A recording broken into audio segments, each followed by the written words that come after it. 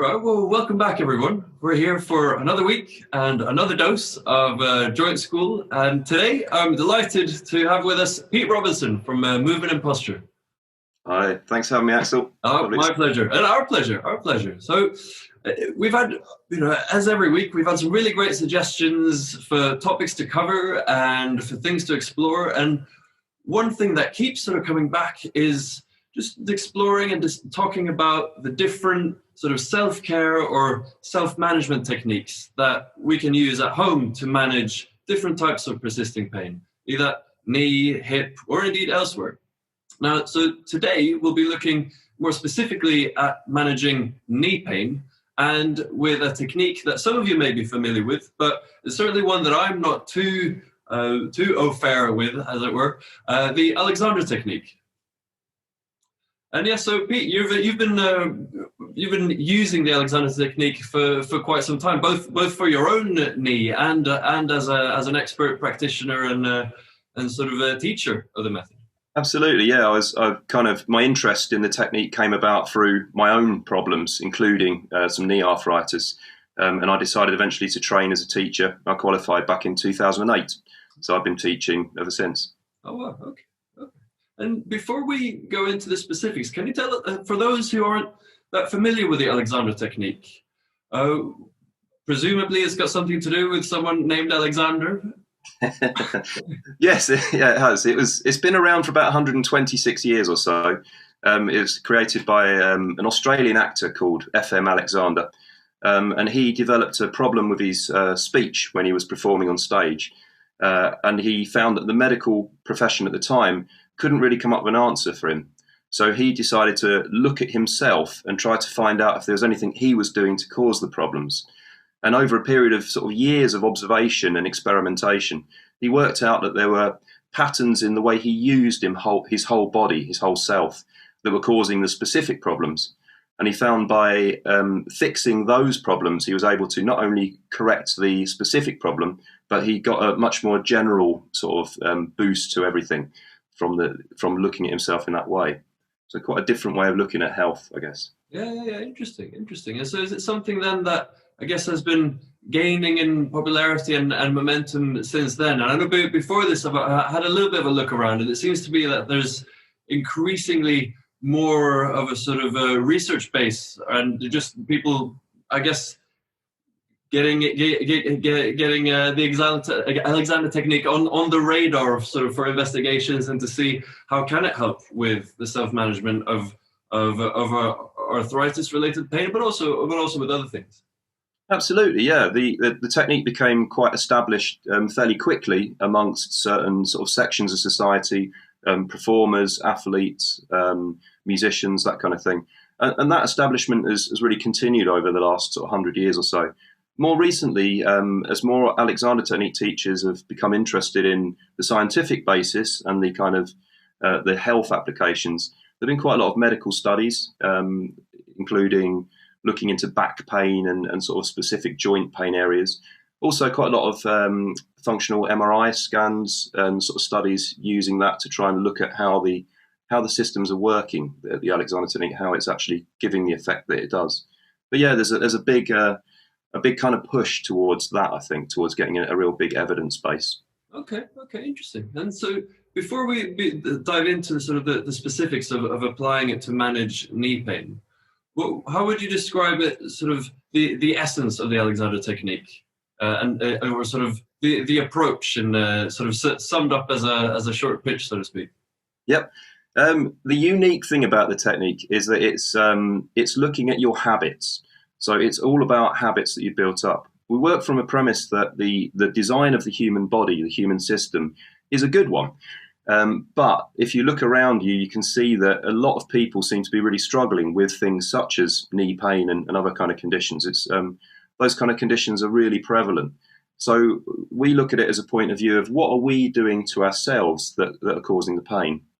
And we look at it by trying to get people's body awareness and awareness of the way that they're using themselves better so that they can stop some of the unhelpful habits and allow the natural use of the body to return. So we're not really focused on giving people exercises, or corrective sort of things. We're much more about getting them to be able to return to a more natural way of their body being used, I suppose. Okay, So it's not very short. Yeah, no, but I guess it's about finding some kind of balance and sort of have a sense that sort of posture comes into it as well. Yeah, balance is the key, I think. And we like the word balance because that implies that everything's working together as a system. We do use the word posture because that's what we're most frequently associated with. But we're wary of the word posture because we tend to, it has that sort of association with fixed positions, people talking about like kind of military posture or that sort of thing. Whereas for us, posture is a dynamic alignment, a dynamic balance. And we're trying to find what we're doing to interfere with the natural balance that we have, so that we can stop doing that and the balance can return. Okay, yeah. And I guess though it's always worth flagging with these sorts of things that unfortunately with arthritis, the changes that are happening are unlikely to be reversed by any therapeutic intervention or any exercise or any movement. So it's not about curing or treating the arthritis as such. It's about finding a way of managing the condition and taking steps towards, can the symptoms of pain and other things that may be coming from that, can they be relieved by finding another way of doing these day-to-day habits, another way of holding yourself, another way of moving. So it's not about curing the arthritis, it's about a sort of a self-management technique essentially, or a coping strategy, if you will. Absolutely, yeah. We're looking at our experience of the arthritis or of life in general. We find that people's pain levels and sort of disability levels can vary dramatically according to the way that they're, like you say, coping and managing with the condition.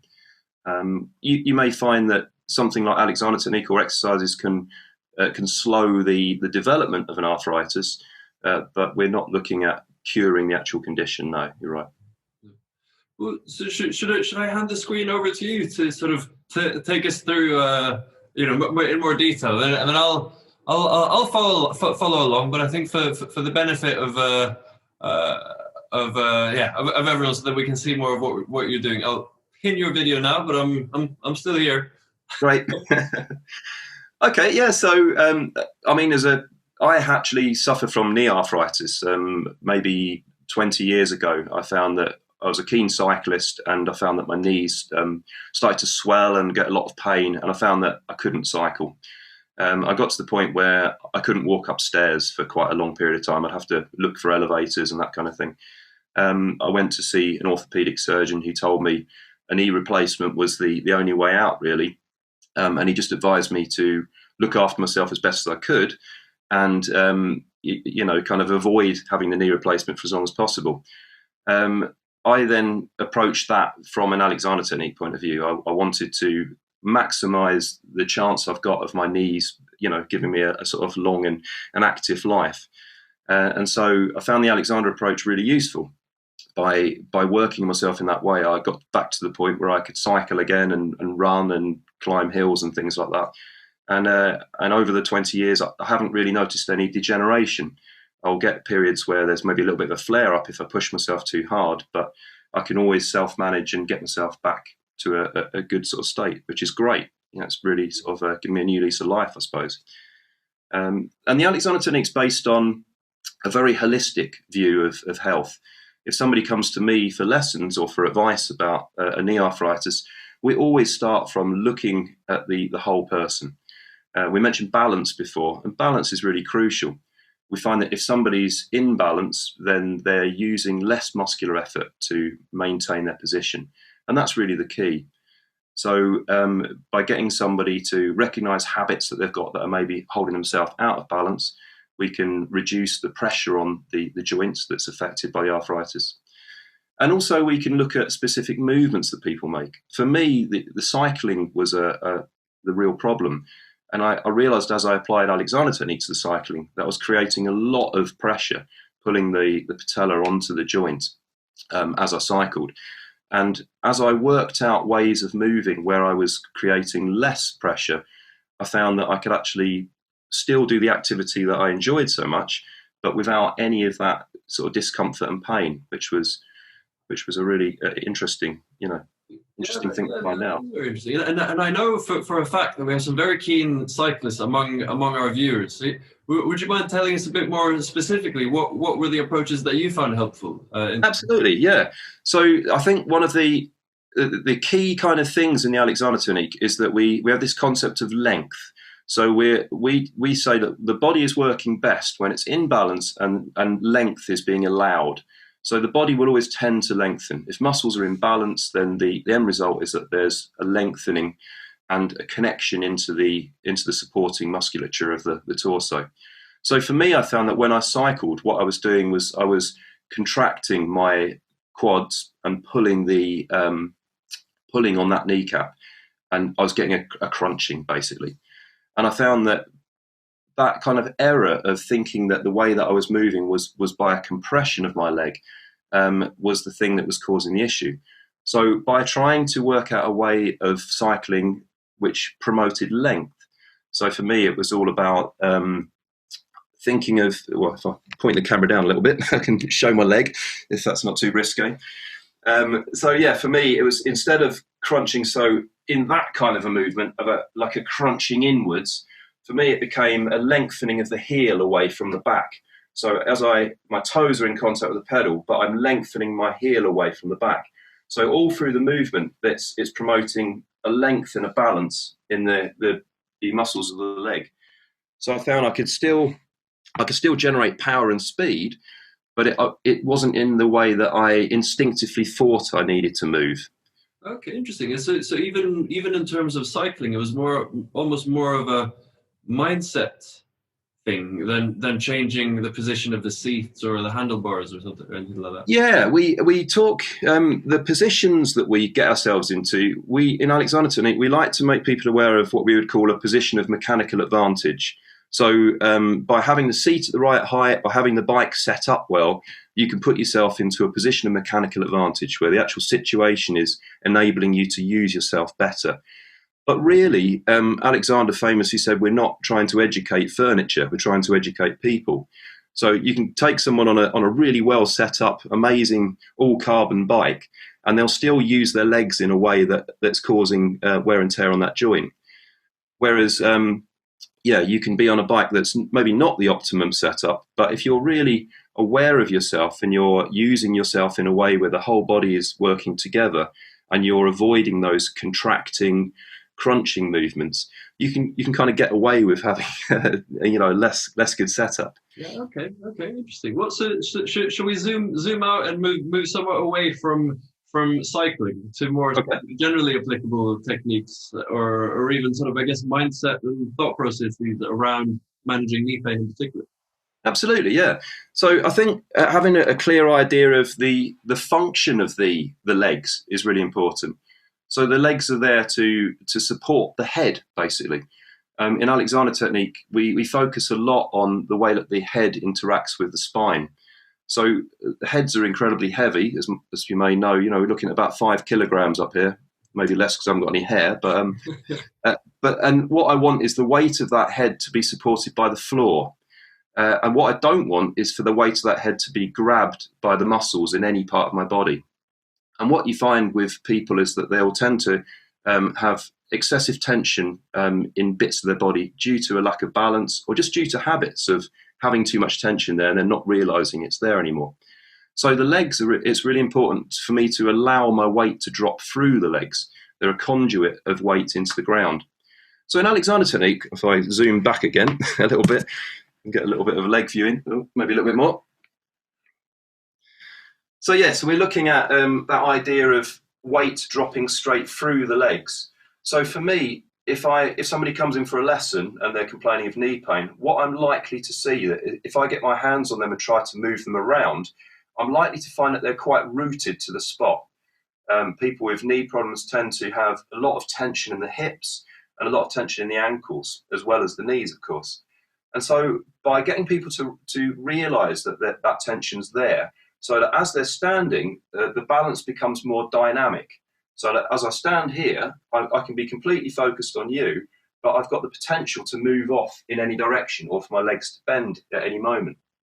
And I think it's almost like a recalibration that people are holding huge amounts of tension in their legs without actually realizing it's there anymore, because it's become a habit and it's under the radar. So just getting to that point where you start to recognize how much tension you're holding and how much you're restricting movement and how much you're restricting the free release of the weight of the head and the body through the legs into the ground. That's really key for me in producing, very kind of quick results in people. Yeah, you can make very quick changes. So so you talk about finding solutions that can achieve quick results. And you also mentioned that there's not necessarily exercises as such with the Alexander technique, and that it's more about habits. But of course, when something that we've touched on in some of the articles in the Joint School app is how long it can take to break a bad habit and form a new one. I think there's research out there to suggest that it's around 12 weeks to 3 months or so to really form a new habit. And so, what is the process then of finding movements or a new way of balancing through the Alexander technique, and then sort of making the time for it and getting into a new habit? How would you advise that process? Yeah, it's the difficulty with forming new habits that Alexander identified is that our senses aren't necessarily conveying accurate information to us anymore. So we find that, like I was saying, with a calibration, where I might not realize how much tension I've got in my body, or if I habitually stand out of balance. I often find people that come with difficulty are standing with all their leg on one foot, for example, or they're standing too far forwards, or there's some kind of a misalignment going on. So I think because the Alexander technique really focuses on trying to get people to be more aware of what's going on in the whole of themselves, the benefit of that is it actually feels really nice when you start paying attention to yourself again. And that's the thing that hooks people into this type of an approach, that you can just become more aware of what's going on in your body. And then when we start to work on specific movements, the movements become pleasurable. They become much more, much less stiff and tense. For me, I found that when I walked, it wasn't a very comfortable thing for me before Alexander technique. And I just remember when I was having lessons and I walked home from one lesson, and I suddenly realized I was actually really enjoying the movement of walking. I could feel my legs moving in a much more coordinated way, a much less stiffness. And it was little things like that that hooked me in and then gave me the kind of motivation, I suppose. I think it's with anything, you have to have that initial kind of thing that grabs you, and it has to then sustain you.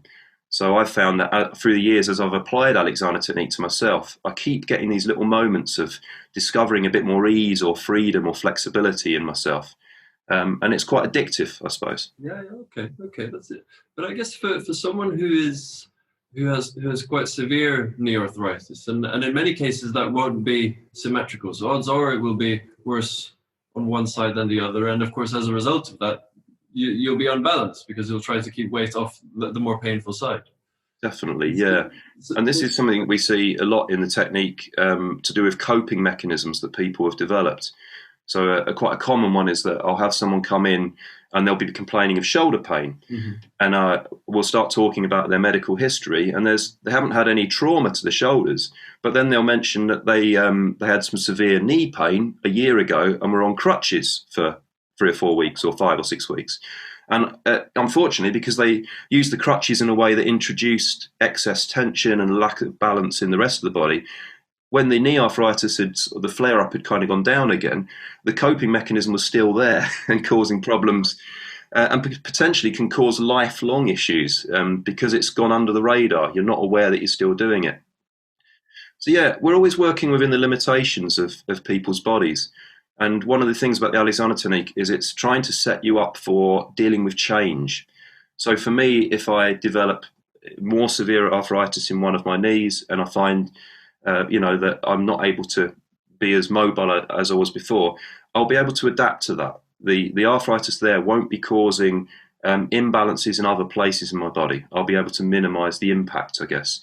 And I'll be aware that if the pain in my knee is causing me to start gritting my jaw, for example, or pulling my neck down into my shoulders, I'll recognize that quickly and be able to release that into balance. So I guess we're trying to stop that knock-on effect of a specific problem fanning out into being a much more general loss of balance and increase in tension. Mm-hmm. Okay. Okay. Well, so for someone at home who, let's say, has a very sore right knee, yep. What would a sort of what would sort of you recommend as sort of taking the first steps towards a sort of an Alexander sort of approach to thinking about what one might be able to do to help manage that the discomfort in that painful right knee? Yeah, well, I suppose the first thing to say is I think Alexander technique works particularly well when it's done as part of a kind of holistic team-based approach. So what I tend to find is that if somebody's suffering from a very acute condition like that, then anti-inflammatory medication that they've been prescribed is essential. I would never say to anyone, don't take your meds. It's nothing like that. And also, if they've been given exercises by physio or sort of rehab departments, what I like to do is to work with them to try to maximize the efficiency of the exercise and also prevent any kind of knock-on effect from it. So as I was saying, with that kind of thing, like with the crutches, I often find someone will come in and say, oh, my physio's giving me this exercise for my knee, and they'll demonstrate how they're doing it. And the specific exercise may be okay, but they're doing it in a way that's causing other issues. So that's one thing that people can start to look at the activity that they're trying to carry out by sort of zooming out and taking in more of themselves. But in terms of what someone can do with that very specific example of having one leg that's hurting, it's that thing of trying to notice that the pain's there and notice their reaction to it. Because pain, as you know, has got that sort of vicious cycle where the pain causes like a reaction, and people can get into a very kind of bad state over that. And I think just being able to, if they're capable of standing, for example, standing as I am here, and just bringing attention to balance and weight distribution and patterns of tension. We talk a lot in the Alexander technique about the way that we balance on our feet. So we have this concept of a tripod in the foot, from the heel, the sort of the front of the big toe and the little toe. And we like to get people to start to become more aware of where the weight's going in terms of that tripod. So as I stand here now, I can notice that, okay, so maybe I've got slightly too much weight on the inside of my foot. I can feel that pressure there. And that can, just by having that awareness there, I can stop that habit of that kind of misalignment kicking in. So yeah, so just quietly standing and noticing what's going on, and then noticing whether the pain in that knee is causing them to have any other areas of tightness or loss of mobility. So, like I was saying, being able to sway at the ankles. So having that ability to let your balance adjust from the lowest point is crucial, because what we tend to find is that when people stiffen their legs because of an injury, whenever they're doing anything with their upper body, they're unable to balance from the ankle joint, so they end up having to distort their upper spine, the thoracic spine or lumbar spine, to kind of cope with the weight. So we find that, just getting people to, I suppose there's one tip. If you've got knee arthritis, don't stiffen your ankles up because of it, because that will create less balance, more stiffening, which will in turn affect the knee more, as well as affecting the rest of the body. Okay, interesting. And so it seems in some ways that there's a fair amount in common with sort of ideas of mindfulness with the Alexander technique. Definitely, yeah. I find the huge crossovers. It's a lot to do with taking in more of what's going on in the body. We really think of proprioception as the kind of the sixth sense, the lost sense, if you want. And we find that that's the sense that people tend to have abandoned. We're very, very visually focused in modern society. So we're trying to get people back into that point where they become much more mindful of the whole of themselves. I think one of the things that Alexander pioneered was this. He didn't really talk about the mind and the body. He always talked about the self. He had this concept of the self. And he thought that this was completely indivisible, that there was no way of dividing up between the two. And a lot of the Alexander technique's based on that we're really looking at ourselves holistically. And that has got loads in common with disciplines such as mindfulness. Absolutely. Okay, interesting. Now, let's go back to gallery view. There we are. So there's the two of us together again. Thank you so much. I think this has been a really nice introduction, and I guess sort of starting point perhaps for some people, and maybe for others it's more of a continuation of their relationship with this technique. And of course, if anyone out there who wants to find out more, there will be links beneath this video to movementandposture.com, and also the Facebook page where you can get in touch with Pete and find out more and book in for a session and so on. And of course, also if this session has sparked any particular questions, or you'd like to suggest us to do a different topic, send them in and we'll get to it. Is there anything else you'd like to add for sort of sign off and wrap up on this session? No, well, I suppose don't give up hope. If you've been told that your condition is very severe, there's not a set pathway for you. You can, by choosing different approaches and combining approaches, and really taking on responsibility for your own self-care, I think you can make huge improvements to your life. I'm proof of that, I guess.